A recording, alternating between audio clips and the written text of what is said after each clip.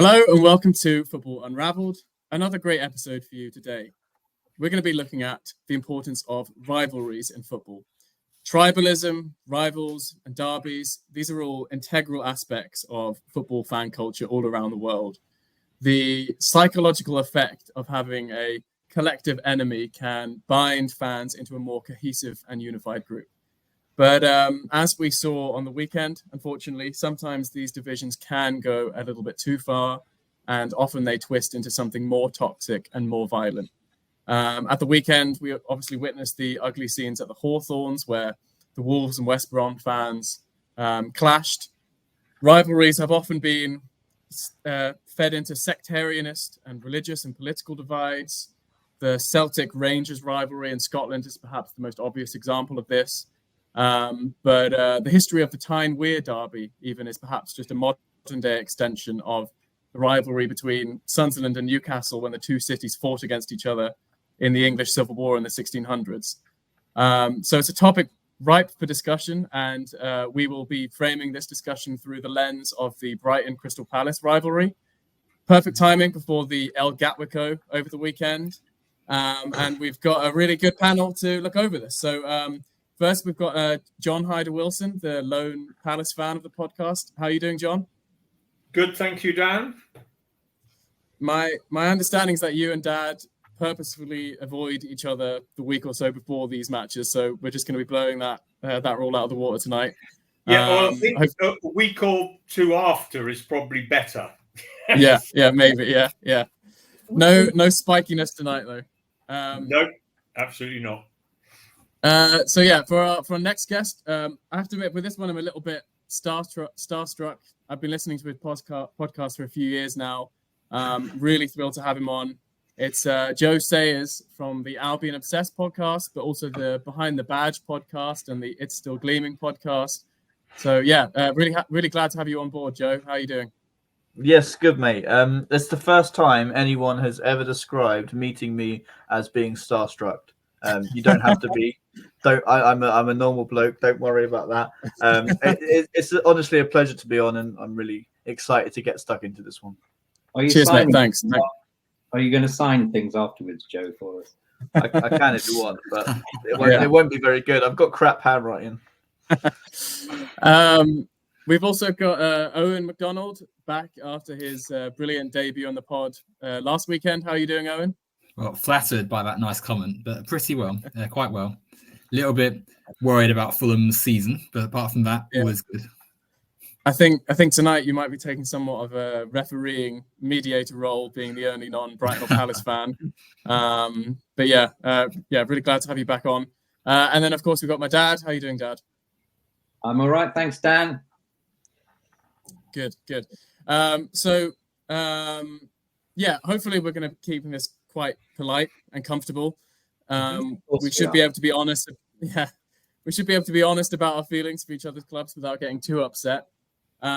Normally, we start one of these episodes with one of Dad's historical man ranting at clouds monologues to introduce us to the topic. But considering that John, I think, is the only one here who was actually at the foundational games in the 1970s that first started this rivalry, we thought he would be best to describe the history of the rivalry. And also, as he's outnumbered here, it's perhaps fair to let him get the first words in. So why don't you take us away, John? You can describe your feelings towards Brighton, why you think there's so much animosity between the two clubs, and take us away. Thanks, Dan. Yeah, I've been thinking about this and making a few notes about the kind of beginnings of the rivalry. And as you say, I was 16 when it all really kind of kicked off. So Roy Hodgson has said that there was no rivalry, and he should know, he's about 180 years old, before about 1974. And he was right. And suddenly there'd been no contact between the clubs and no meetings in the 60s and early 70s. And then in 1974, they found themselves in the same division. And the rivalry kind of built up from there, really. It was a little bit earlier than the common kind of stereotype of it being Venables and Mullery. as managers, although that then gave a huge spin to it a year or two later. So from about 74, 75 onwards, they were back in the same division as each other. The attendances started to rise at that point in the games between the two clubs. Palace lost 1-0 at home to Brighton. I think it was the autumn of 75, and that was a particularly unpleasant kind of gritty kind of game, and that set the scene, I think. But then it did take another real swoop upwards with the appointment of Mullery and Venables as managers in the summer of 1976, I think that was, and a collection of cup ties towards the end of 1976, and I was at two out of the three I was at. There was a 2-2 at the Goldstone, then in the replay there was a 1-1 at Palace, and then there was a particularly unpleasant encounter at Stamford Bridge, where Palace won 1-0 and Brighton had a twice taken penalty which was saved, and Mullery came and chucked £5 on the floor of the Palace dressing room and said, "That's all your team are worth." And I think these things, a little bit like the later Poogates, which everybody will remember, are probably partly apocryphal, but it really set the scene for a really bitter rivalry which continued through the rest of the 1970s.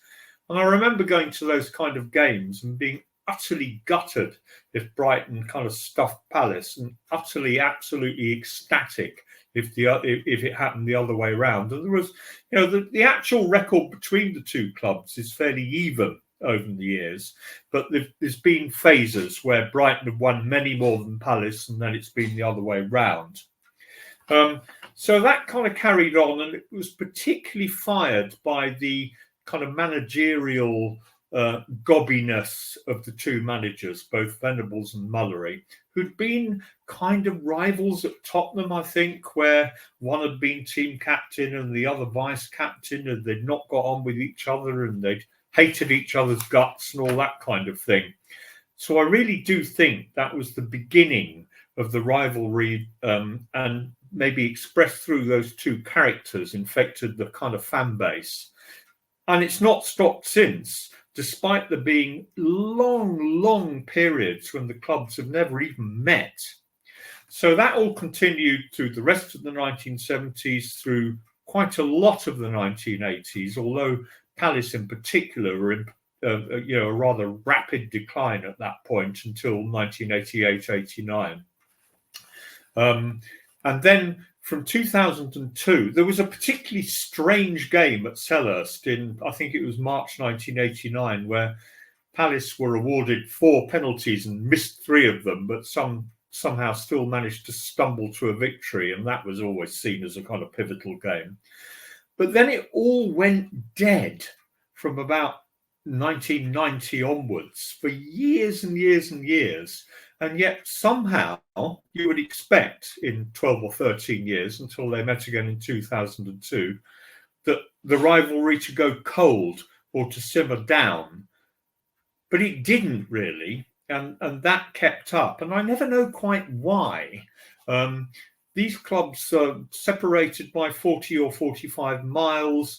Their fan bases are almost entirely separate. There's a bit of a Venn diagram in Crawley possibly, but nowhere else particularly. It's not like Celtic Rangers or West Brom and Wolves, as topically we know.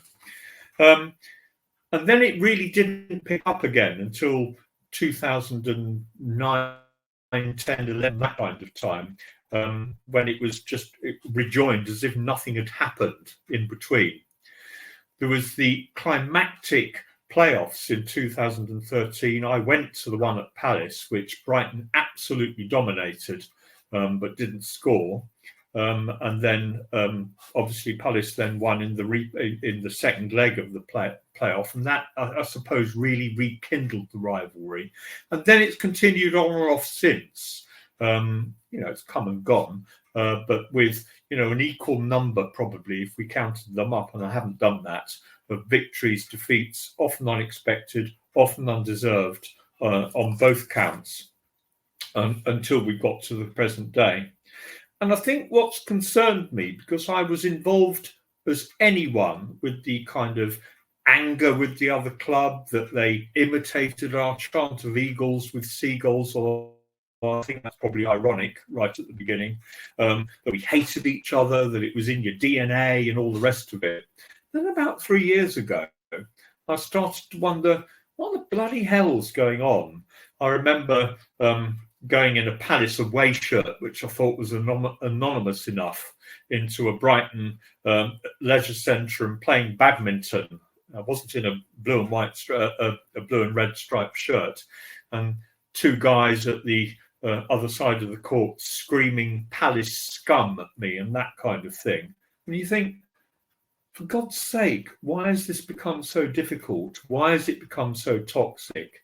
There's no way that people living in Brighton and its hinterland, or Croydon and its hinterland, really hate each other. You know, this isn't a religious rivalry like Celtic and Rangers, for example, or even a city rivalry like Liverpool and Everton, although I know that's got religious overtones, or Man United, Man City. So why? What's going on? The toxicity, the stupidity of some of the chants towards each other, Palace's idiotic homophobic chants towards Brighton. Brighton, you know, will reciprocate in a similarly rather ridiculous kind of way. Why has this been generated over the years when there's been long periods when the clubs haven't even connected? So, you know, you want to ask, or I want to ask, who was there in on the Mullery Venables rivalry right at the beginning, well, where were you? You know, why this hatred? Why this kind of anger?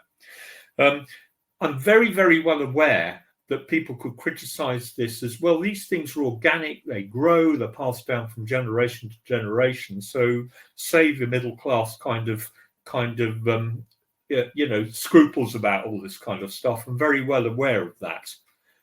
But I really think, and this is my last point, that it's in need of de-escalation, because it feels toxic. It feels really, really as if it's tipped over into something quite unpleasant.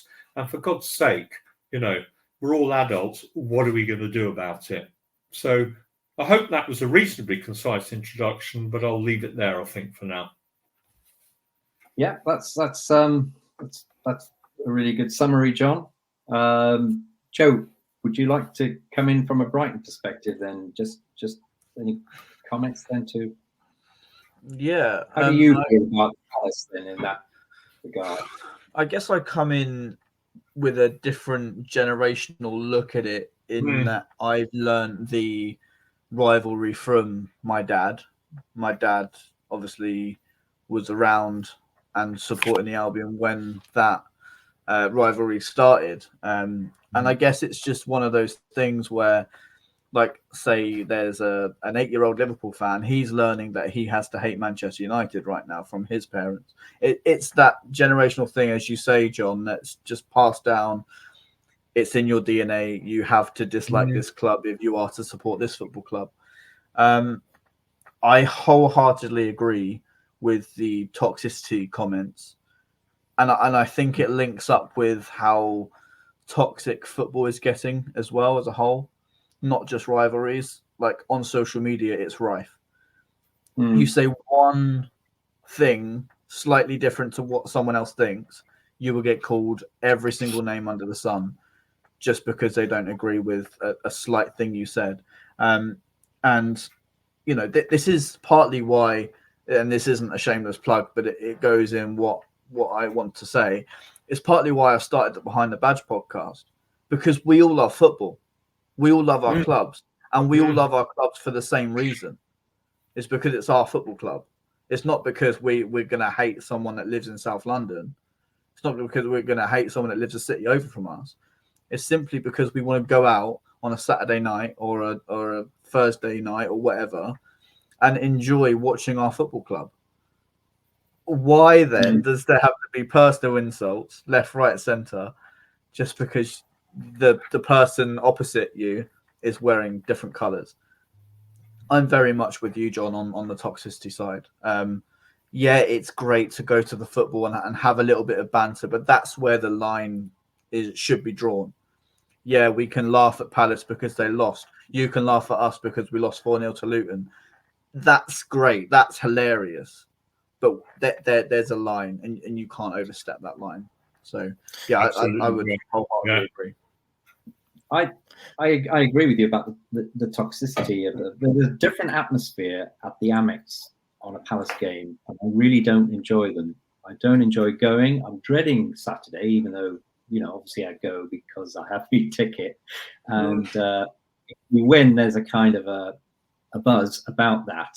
But the whole atmosphere around the ground is completely different to every other game, apart from the days when Millwall used to come, which was more like a pantomime than anything else. But there's a low level of malevolent sullenness about the ground at a Palace game. Before the game, the areas you can't go to, the policing is out of, way over the top. Even in the city as well, it gets overrun. And that's right. And ridiculous.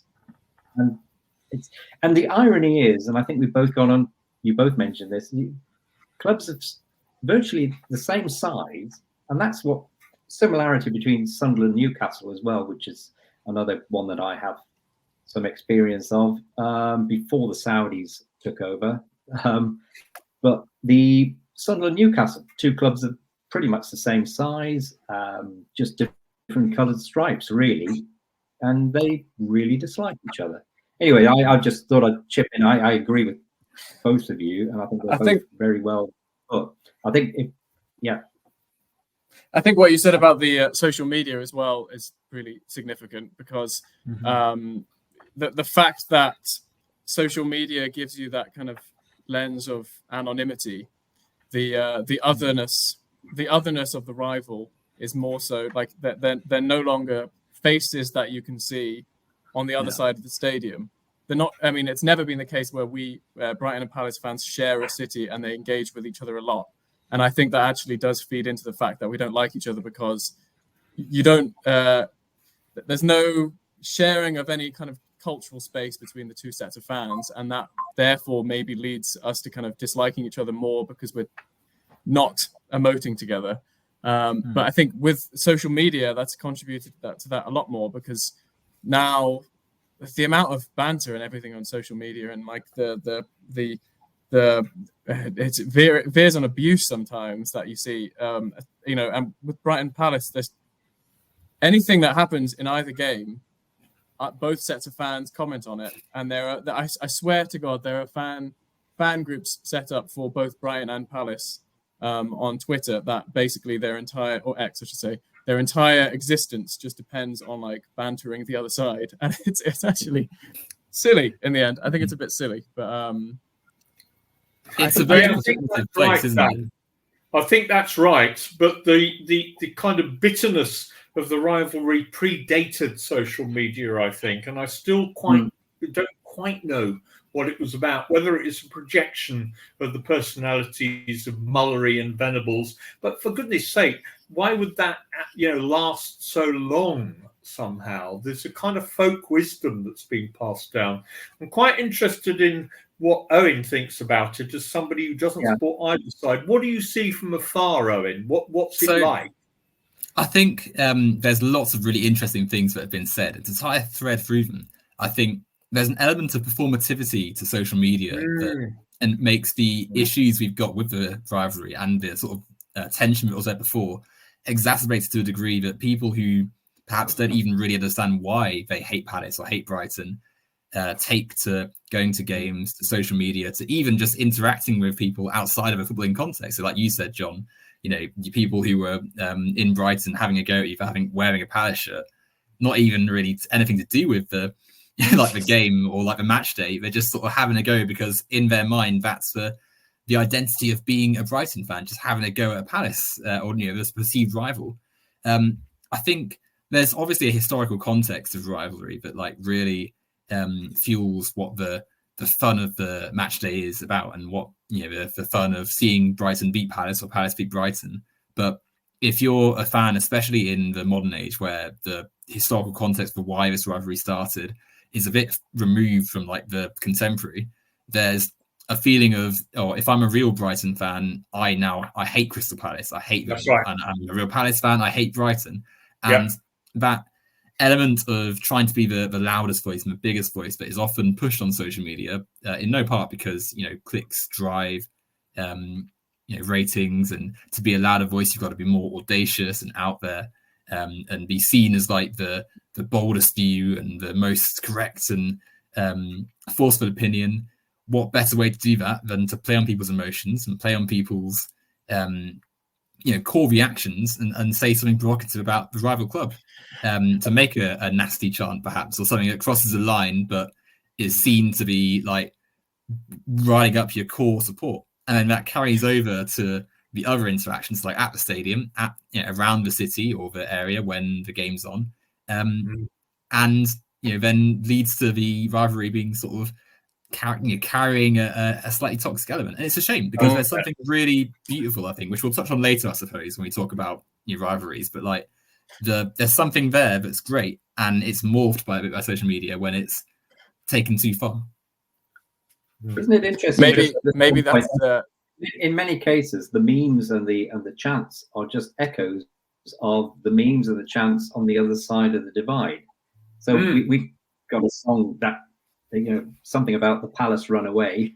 Yeah. I've heard fans singing the Brighton runaway, and it just becomes the same thing, but from the other side of the divide, echoing what has been thrown at them from the other side, and it's just meaningless, really, isn't it? Well, you wonder, David, what they're running away from. Each side, is it their own kind of prejudice? Both running away, there couldn't have been much of a clash, really, could they? Yes. It's a folly of football, right? Because like you imagine the volume of like games where like a team has left the pitch, like it never happens. It would never happen in a game, and yet you can see there the element of or almost like pantomime-esque, like the idea that you're in a match and you're singing songs and you're having a laugh, and it's like it's almost like a theatrical event rather than like an actual believed rivalry of sorts. And maybe it is a bit of pantomime, and that's fine. Yeah. That's great when it's just like that. That's great. It is when it tips over into nastiness and homophobic chants or songs about burning or there are very Go Shoot the Palace scum, which is it's a song I never sing, but people do, and quite nice people outside of football. And you think, what are you singing? It's ludicrous, and maybe it's just a pantomime thing to sing, but it has terrible lyrics. Well, and then you wonder whether, if it's a pantomime, why are we bothered? But I'm bothered because every time I go to a Palace Brighton game, there's a sense of intensity, which is fine, but also a sense of hatred and toxicity, which isn't fine. Maybe I'm overdoing it, but that's what I feel when I go to those kind of games. I kind of think it is fine as long as it doesn't become violent. Because I don't know. I don't mean necessarily that the extreme levels of hatred, but I also don't see and the chanting about shooting people and stuff, I think is silly, and the homophobic chanting is silly. But what's wrong with just having a real rival that you really don't like? A great example is nothing. Is Graham Potter coming back to the Amex, right? There wasn't any chance about wanting him to die. There wasn't any chance about wanting to shoot him. There wasn't any chance back about us being, homosexual from the Chelsea fans. There wasn't any of that. There was just pure football emotion. Yeah, and that's what football rivalry should come down to, is pure football emotion. We want to beat you so we can have the bragging rights, so we can go to the pub, shake hands afterwards, and say, "Ha ha, we beat you." That's it. Yeah, I agree with that. And I think at that game, and that particular game was an electric atmosphere, and that really was rivalry rivalry at its best, I would imagine. I would 100%. say. We've got a couple of Americans on our podcast who just joined us last year, and they would say that they dislike Chelsea more than they dislike Palace, and they want to beat Chelsea more than they want to beat Palace. So it just goes to show that it's learned, huh? So do we think there's an interesting dissonance between the two situations? So like there's a clarity for why Brighton supporters would dislike Chelsea, because Chelsea have quite literally seen the club as a place to take things and improve their own squad. It's like a quite clear arrow you can draw between Chelsea and Brighton, where Chelsea have essentially looted the club and taken their best assets, and ironically not done much more with it, right? Whereas with Palace and Brighton, because the element of contention is historical, and lots of people are my age and younger, and your age as well, Dan and Joe, like perhaps don't have the same, no offense, David and Sean, like don't have the same connection to it as intrinsic as people who grew up with the rivalry happening and developing organically around them. And so whilst Chelsea, you're not going to see the vitriol as such, because there's a quite clear reason as to why people might want to chant about them at the game. With Palace, it's like the reason is foggied, and it's a little bit misty as to why exactly the rivalry is there. And it's the same with a few other rivalries I can think of, but it obfuscates somewhat, or it's obfuscated by history. And so the rivalry becomes infected a little bit with unnecessary tension, and thus the vitriol that is seen by people who don't know why they're doing something and then just sing anything, including songs where they're saying stuff they would never normally say if they were asked outside of footballing context. There's something else too, Owen. I think that's absolutely right. There's something else too, that if Palace set themselves up against Arsenal or Brighton against Chelsea, we're playing out of our league, usually.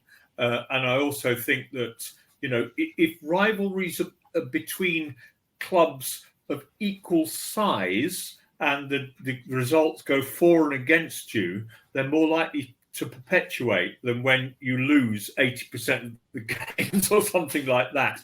And I think that's a good thing in a way, that rivalries between clubs that, are about the same size, and you win one, you lose one, that probably perpetuates it. If you lose 10 on the trot, then, piss off. I'm not going to be a rival with you anymore. You're too big for me. Or vice versa. Chelsea will not admit a rivalry with Brighton or Palace for sure. Their rivals are other people. Really. Even if we finish above them. But it'd only be for a couple of seasons, wouldn't it? Yeah, but we'll see about that. The size of all these clubs. Yeah, but that's interesting. So just to say, Owen, and therefore the Fulham-Chelsea rivalry is there really a rivalry, Fulham-Chelsea, or is it it's a one-sided little brother looking up at a big brother and getting his face kicked in every time? My heart says yes. There's always a rivalry. There's always going to be, we're the original team of London, original team of the city, right? Oldest club in London. And so on some level, Fulham are always going to have London links, and the team closest to us, Chelsea, are always going to be our rival. But as you've pointed out, our head tells us, certainly in my lifetime, that Chelsea have swatted us aside. You can count our top flight victories over Chelsea this century on one hand, and therefore you have to ask: is there a rivalry there? Is there a link between our clubs that makes it fueled by anything more than just geography? And even though there's a disparity between our clubs in terms of wins and trophies, I think there is something there that is worthy of discussion, is worthy of getting your hopes up to do something with. Obviously, that's been helped by our finishing above Chelsea last season, which was fantastic. Fulham fans have quite clung to that quite a lot as like a thing to lord over Chelsea. And it's not likely that it's going to happen this season or in many seasons. But the fact that it's such an achievement, such a thing to gloat about for Fulham fans is a sign that there is something there that's organic. But the thing is, that's an even bigger thing for Fulham fans to gloat about to Chelsea, is that they finished above them, having spent almost £1 billion by that point. And that Chelsea can spend all the money they like and buy all the players they like and win whatever trophy and buy success. But Fulham have done that of their own accord. And that's why we love our success so much, is because we've done it all the right way and by our own accord. And when you do pip a team like Chelsea to a better league position, or get into Europe, and they didn't, even though they'd spent £60 million on a certain curly-haired guy, and then come in and spend £150 million on Moises Caicedo, who looks absolutely a shadow of the player he was at Brighton. Those are, for me, that a bigger thing to gloat about than gloating that we beat Palace 1-0 last season. It's much bigger. And that's why, like, when you was talking just after I spoke, Owen, about the Brighton Palace rivalry, and you said about the reason being foggied. And when you lay that reason out on the table and really look at it and say, this is why Brighton hate Palace or Palace hate Brighton, it's actually a bit silly. Yeah, it's actually a bit like, that's right. Why is there so much hatred drawn from that manager rivalry? How? I actually think I have a little bit of I have very different feelings towards Palace fans and fans that I'm supposed, or sorry, Palace as a club and clubs that I'm not supposed to like Palace, and then the top 6 clubs like Chelsea, and that kind of fan base. Because although I don't like Palace, I'm not gonna say that I do. Like, I obviously really don't like Crystal Palace, and every time the games come up, I get nervous and I really anticipate them, and I just cannot stand losing to Palace. There is still, with me, a small sliver of admiration and almost kind of brotherly rivalry that we have with Palace, because we have the same parity. We're competing at the same level, right, and we're both challenging the elites to a certain extent. But and I would also argue that both clubs kind of depend on their local cultural connection to the club as well.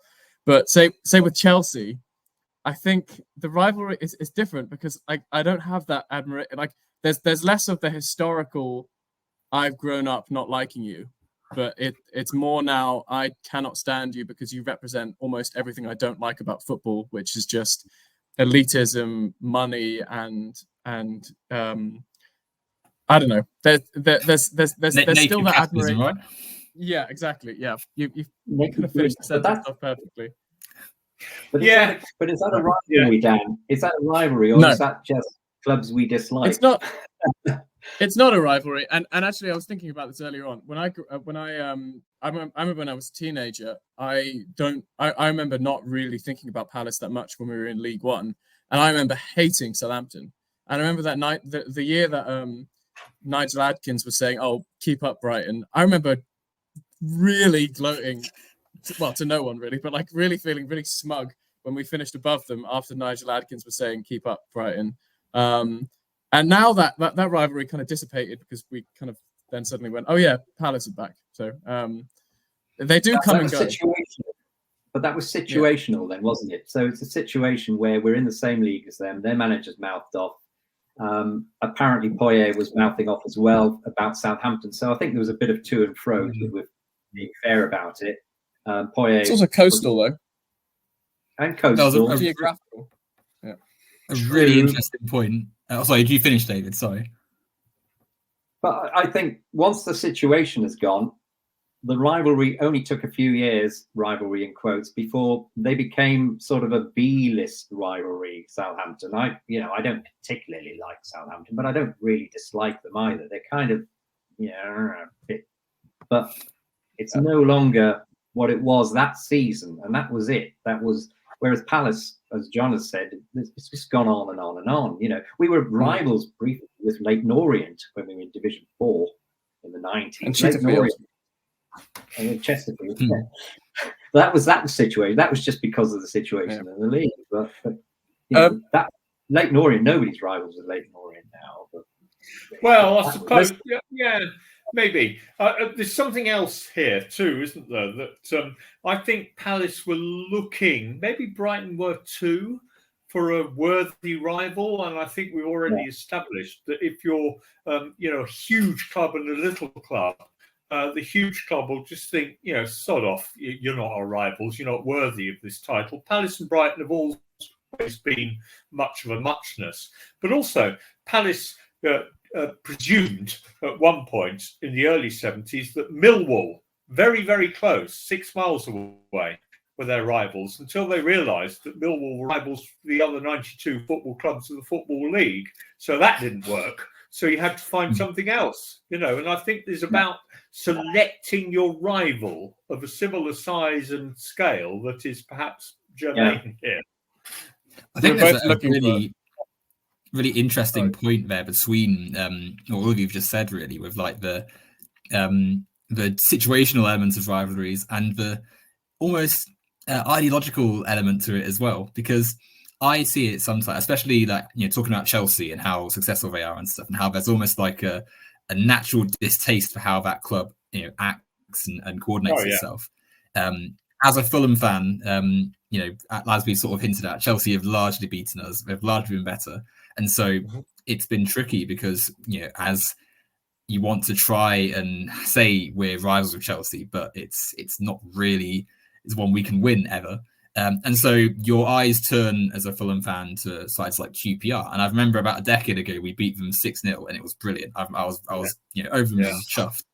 And that's Owen, the football fan speaking, like the love of Fulham sort of being like, yes, we beat QPR, have that, see you later, down to the Championship.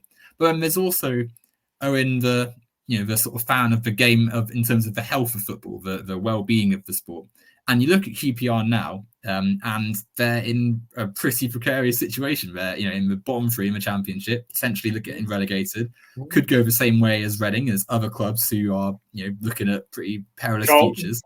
And Charlton, exactly, another one. Loads of clubs, and it's like in the modern age, there's an element of, certainly with sides like Chelsea, there's an element of seeing those clubs as ones you really want to beat more than any other, because they're so toxic almost, like they represent so many elements of the game which are sullied a little bit by how economic and how financial the sport is now, and so you almost cherish, as we did last season, a victory over Chelsea more than you do clubs that you perhaps ought to have like in your case with Brighton and Southampton, with Palace and other London clubs, Fulham and QPR and stuff. Like there's an element of your eyesight is naturally drawn to the bigger, more blatant eyesore to the game. Almost.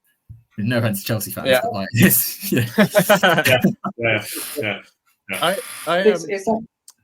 So do we think that clubs need a rival then of a roughly the same size, and will automatically, as in John's insinuated, Brighton and Palace found each other across the A23.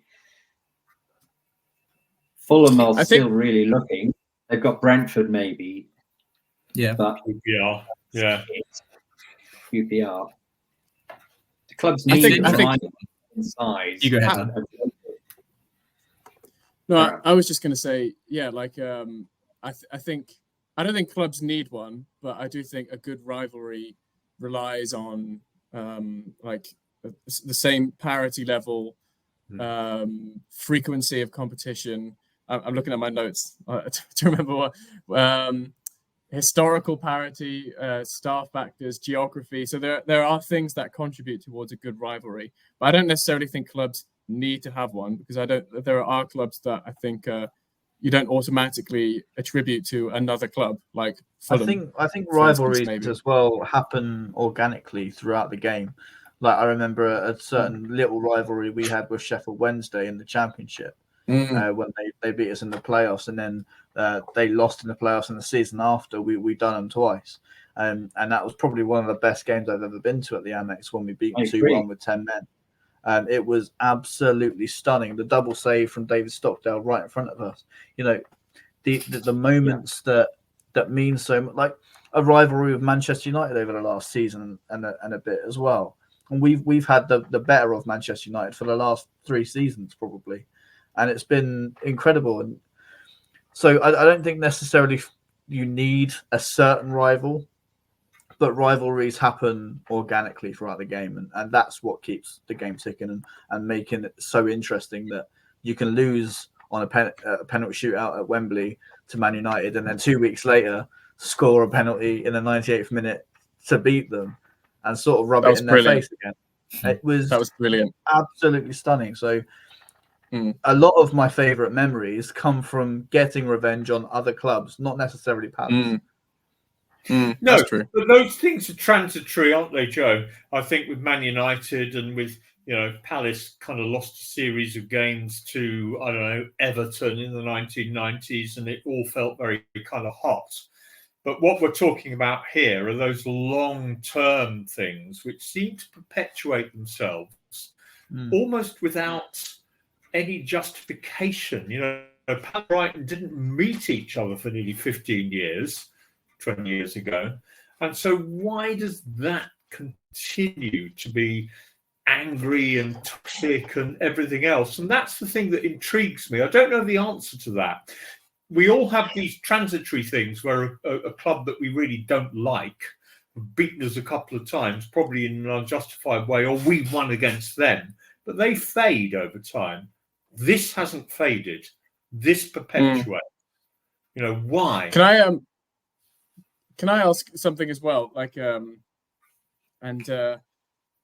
my perspective as well, there's one thing that actually does bring Brighton and Palace fans together a little bit is, when you see like a match of the day posting about the match that's coming up on the weekend about Brighton and Palace, and they bill it as a big rivalry, and then all the comments underneath are saying, why is that a rivalry? Tin pot clubs or stuff like that.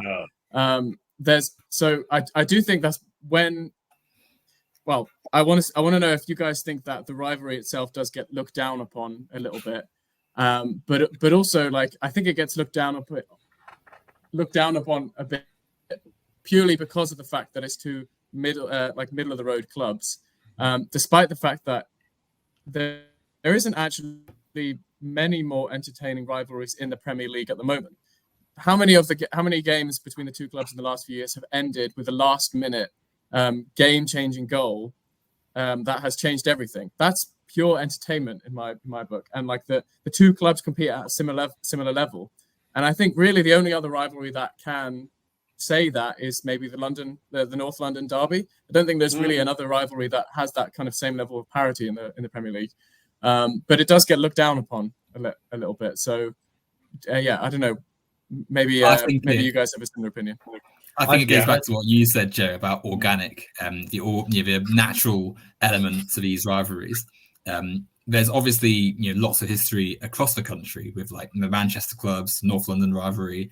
You can pretty much go anywhere and you can find elements of really strong feelings towards other clubs. But given how commodified and how plastic certain elements of the Premier League and the highest level of football is, where the clubs spend billions to put their clubs together, and there's an element of advertising and economic interest that just inflated well beyond the average fan's dreams, right? You see the almost the build up to the game is longer than the game itself, and then the preamble after the discussion after it takes up lots of attention too. And on social media you see loads of stuff posted, and it becomes a farce almost. It becomes all of this for a game that might end 0-0 and maybe nothing happened because both teams were resting for a Champions League game later on. Whereas the level of the connection between the fans that we've all sort of mentioned between clubs like Palace and Brighton, and the actual genuine feelings that exist between the clubs, which yes, obviously can be unhealthy sometimes, but are genuinely there. There is a more sincere belief that the clubs are rivals and want to get each other. That fuels the enjoyment of the game, and that makes the result often much sweeter. I think that's spot on, Owen.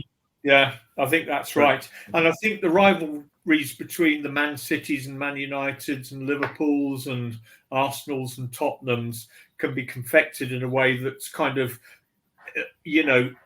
absolutely magnified by the media, who just want to report on the top clubs and everyone else is cannon fodder, that kind of thing. And frankly, it's just really dull and really boring. So no, I think you're right. Dan, to answer your question about whether it gets looked down upon by other fans, for me, that doesn't really matter as such, because they don't know what it means. They don't know how you love your club. Like nobody knows. Like I don't know, Dan, how you love Brighton and Hove Albion Football Club. Like I don't know, you don't know how I love my club. We all love our club in different ways and for different reasons. So for me, if someone says, "Oh, you support Brighton, what a tin pot club you are," it's like, well, you just don't know. Like take yourself from your situation, why you love your football club, and just it comes down to like almost empathy in a weird way of knowing how people feel a certain way towards what they love and why they love it. So for me, for people to look down upon it, that it doesn't matter, because I know why.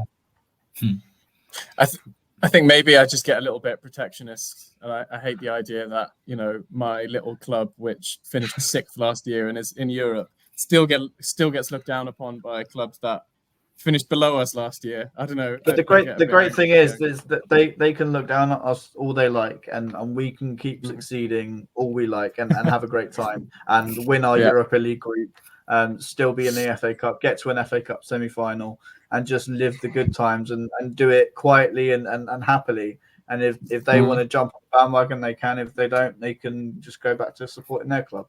I think there's two sides to it, aren't there? Because whilst I completely agree, and same things at Fulham, right? Like, who cares what someone who only knows about football through memes on Twitter and posting, I don't know, trying to think of a meme off the top of my head now, like you say, Tin Pot Club and all that sort of stuff. On some level, they don't matter. But given how much of an influence social media and sort of the capitalist quantification of the sport has on people, to the point where you look at how people interpret transfers now, where if a transfer hasn't immediately hit the ground running in the first few months of the season, it's they're a flop, get rid of them, buy someone else. We can see how the media we consume shapes our perspectives on football. And that's not to say that you're instantly going to become a troll and post rubbish on Twitter if you believe it. But because we all share the sort of ecosystem together of football, it's sort of, we want to try and make it and cultivate a society with football where it's a healthier place and where people can all enjoy football. And so I think that it's important to consider why we're not giving the attention as equally to clubs around the country with rivalries. And a lot of that comes back to how we report on rivalries and how ultimately the top-down view that the Premier League and other sort of major leagues has, for instance, Spain, everyone can talk about El-Gatwicko and Barca v Madrid, but there's so many rivalries across Spain that never get mentioned, despite having arguably much more interesting and more enthralling games, because all we hear about is Barca v Real. Yeah. So true.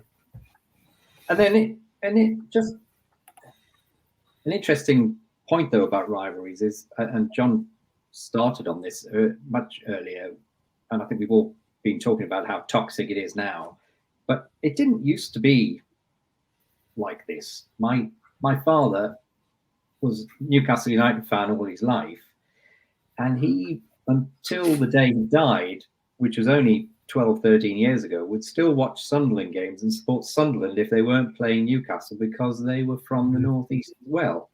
And that just astonished me growing up. I couldn't quite see how he could do that. But that seems to have been lost. We don't seem to have... That's now. Really, Sorry, Karen. I love that, because that's such a big thing that I've been exploring with my love for football as a whole, in that why can't we sort of have soft spots for other clubs? Why is there such gatekeeping amongst our sport?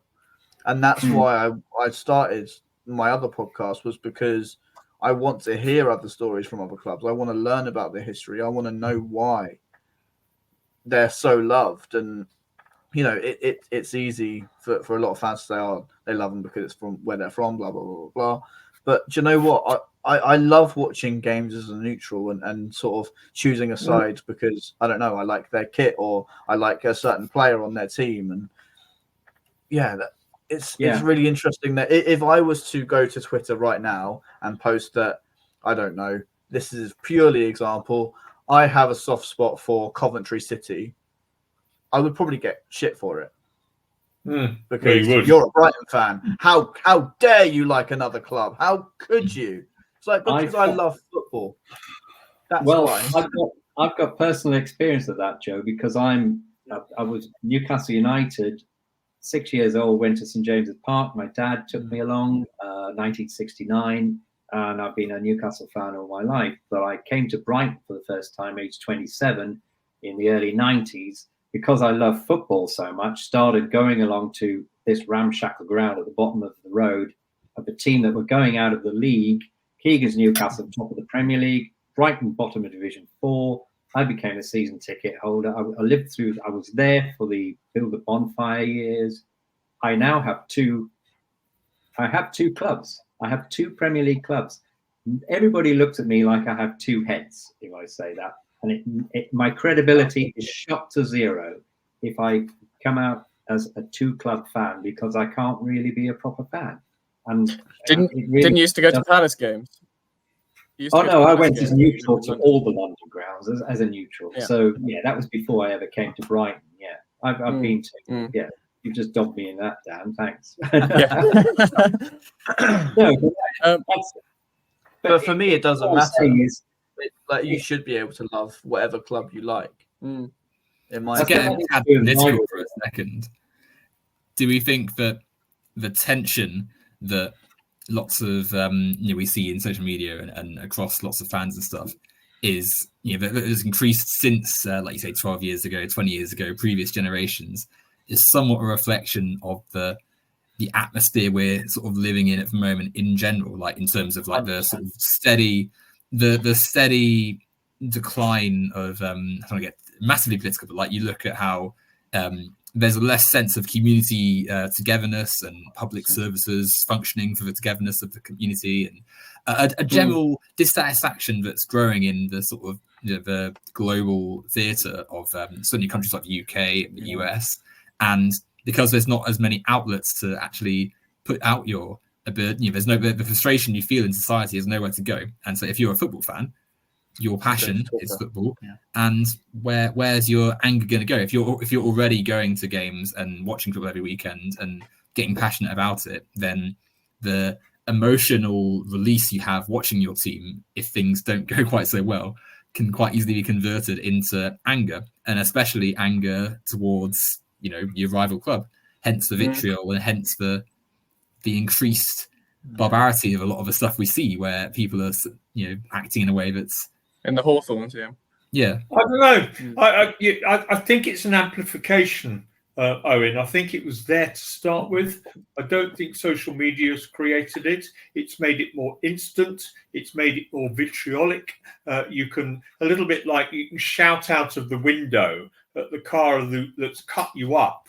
It's something that's separate. It's not, it's not real in a sense. You can shout over the barrier to the Brighton fan or the Palace fan or everything else, and it's instant. You can vent your anger immediately.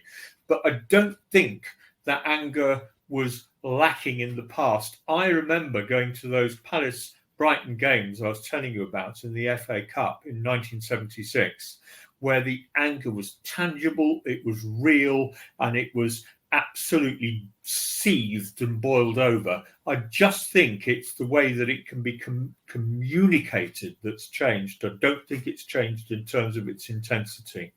Could it be in waves and peaks though, right? Like, because you have the of course, I would never suggest that the past was like some time of peace and calm, and suddenly now things have fallen apart. But like in terms of as with any society, we have times where things are more harmonious and times where things are slightly less harmonious. And certainly as we enter, as we go further into 2024, there's a lot of tension existing around the UK beyond just football. And perhaps like you look at a lot of people were saying, like, oh, it's like going back to the 70s when we saw the scenes at West Brom the other day. And in some ways, is that not? No, I'm not justifying it, of course. Like, it's absolutely wrong. But is that not the consequence of lots of tension felt by people, expressed in a way that is, chaotic and unruly, but still tension that these people have that is being expressed in a way that, like, they're unable to get out? I think when you have disenfranchisement of generations and mass disenfranchisement of young men, potentially not just young men, but as a generation, it does lead to more tribalism, and then maybe that feeds into hooliganism, and then suddenly we've got the scenes at the Hawthorns the other day, which looked like 1970s, 1980s kind of hooliganism. And that feeds into our rivalries in football to a certain extent. It's interesting, though. I mean, John, you wouldn't have gone into a Brighton pub in 1981 wearing a Palace shirt, or would you? And you would have still expected to have some sort of use. Yeah. So there's a kind of sense now that we don't expect the amount of violence that was around in the 70s and 80s, and now there's a heightened outrage about it when it happens. Yes, good point, David. That's a good point, because as we've just been saying, I mean, the crowd violence in the 1970s was huge and extensive compared to how it is now. I know you certainly wouldn't have gone into, let's take it out of Brighton Palace. You wouldn't have gone into a pub around the Chelsea football ground wearing a kind of Arsenal or a Tottenham shirt, that's for sure. You'd have got your head kicked in. And maybe you wouldn't now. So maybe there's another side to it as well, which maybe there's not time to explore. But I think it was, in some ways, even more tribal in the 70s for all sorts of different reasons. I think... All right. Yeah. No, you go. It's all right. All I'm saying is I think what you are probably bringing up in that particular example is why Brighton? Why should you get abuse for wearing a Palace shirt in a badminton setting in Brighton sometime with nowhere near the football? And wasn't it a football match? And it was an away shirt. And so why scream Palace scum across a gymnasium? I mean, how crass is that? Which of us would do it? It was a pivotal moment for me. Why would you do that? I'm another human being. I'm playing badminton with the rest of you. I'm not illustrating my Palace by kind of making stupid chants or anything like that. So why on earth would you cast abuse face to face at someone else because they're wearing an away shirt? It's just completely ridiculous. This reminds me of a story that you told me about quite a while ago, Dad. Actually, when you were on the train to go home before a Brighton Palace game, and then you're on the train and it's packed with Brighton fans, and then you sat next to a guy. You can tell the story. Yeah, tell the story. It was the night of that playoff final in 2013. The horrible one that we don't like to mention, really, John. And I had to get the train home from work first, from Worthing to Brighton, to get changed to go to the match. I was on the train, packed Worthing station, filled with Brighton fans on the way to the Amex. I was still in my business suit and whatever, sat down on the train next to a guy wearing ordinary clothes. And we just pulled out of Worthing station and his mobile phone went off in his pocket and it was singing, it was Glad All Over. And he was desperately trying to shut the thing down, and we all looked over at him, and he's thumping his phone and desperately trying to. And it was. I like the Dave Clark 5 or whatever it was. Yes, that's right. Yeah. But it was everybody's heads just turned as if like lions spotting an antelope in the Serengeti. It was hilarious, actually. maybe in the interest of keeping the podcast down to an amount of time that people are going to actually want to listen to, maybe we can start winding down. But just before we finish, what I'd like to do is just get predictions for Saturday. So I think it's probably fair if John, why don't you give your prediction first? They're always really tight. And having said that, one or other side will probably win 4-0 or something, but I don't think so. So I'm going to be safe and just stick to 1-1. All right. What about you, Joe? Oh, gosh. I hate predictions. Well, we won't talk about yesterday. I'm feeling rather negative, as you can imagine, Dan and David. It's just going to be one of those, isn't it? It's going to be a Benteke sort of situation in lockdown football. I'm sorry to bring that up. Yeah. That was awful. Awful. Gosh. No, go on. Let's go with my heart, and I'll say 2-0 Brighton. But I'm very much expecting a bleak afternoon. Yeah. What about you, Owen, as the neutral? What do you think? Unfortunately, my neutrality is betrayed by my admiration for former manager Roy Hodgson. Fulham took Fulham to a Europa League final, and so based on that, I'm going to side with John. I'm going to be cheering for Palace, and it will be a 1-0 to Palace. I'm afraid. I'm sorry. You're not coming back to this podcast. I was going to say, you said it was his debut last week, second appearance this week, final appearance, Owen, I'm afraid. Yeah, he's just blown himself out the water. That's it, Owen.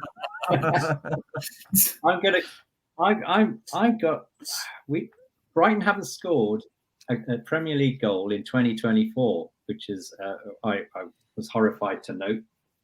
So I'm going to go 0-0. I'm going 0-0 because I can't. I'm as negative as Joe at the moment. Yeah. How different was it a few weeks ago when every game we were scoring and conceding? Yeah, but that was last year. That was 2023. We haven't scored this season. Sorry, Dad, get with the times. Come on. Honestly, I'll be honest with you. I think that every time we do get thumped by, like when we got thumped by Everton last year, and we get these shock results where De Zerbi's tactics just don't come off, or we just get found out a little bit. It's very rare that the next game we play as badly. So I do actually think I'm going to go 2-1. I'm going to go 2-1 to Brighton. I think we potentially just edge out Palace on stability as well at the moment, but that might just be my bias talking. But yeah, sorry, John and Owen. Apparently, no, you may well be right. But all of those predictions are tight. And I don't think it will be 4-0 to either side. No. I'll be proved wrong in a few days. So we're probably fairly kind of cagey about it. Fair enough. Can I just question myself as to why on earth I predicted Brighton to keep a bloody clean sheet? Yeah. Yeah. That is really mental. I don't remember them doing that. Yeah. 3-1. Go on. Let me change my prediction. All right. All right. Well, thank you all. It's been really good. Thank you. Really good chat. Joe, thank you very much for coming on. John, thank you very much for coming on. Owen, you were great again until the last few minutes. But yeah, own goal in the last minute. I don't think we have mediated between the two clubs that successfully, but maybe the rivalry moving forward can be something that we enjoy rather than something that drives our anxieties too much. But yeah, great episode, guys. Thank you very much. And see you all next time. Bye. Goodbye.